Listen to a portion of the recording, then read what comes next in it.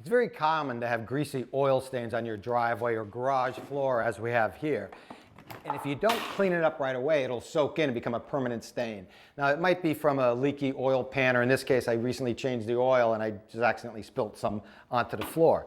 So we're going to clean it up using kitty litter. Just any old kitty litter. You can buy the most inexpensive type.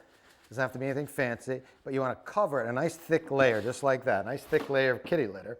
And then we're going to use a brick, this is half a brick, but any size brick, or even a chunk of 2x4 would work, and we're going to pulverize the kitty litter. You want to grind it up into a fine powder, because the finer the powder is, the more it'll absorb the oil.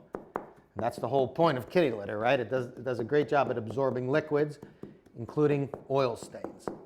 Now, ordinarily, I would let that set for maybe 15 or 20 minutes, or even overnight if it's a really thick, deeply set stain. But I'll show you how, even just a few seconds, how well it does at absorbing that oil.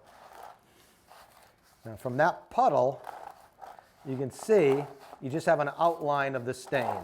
And again, if I let that kitty litter set, that stain would be completely gone by morning.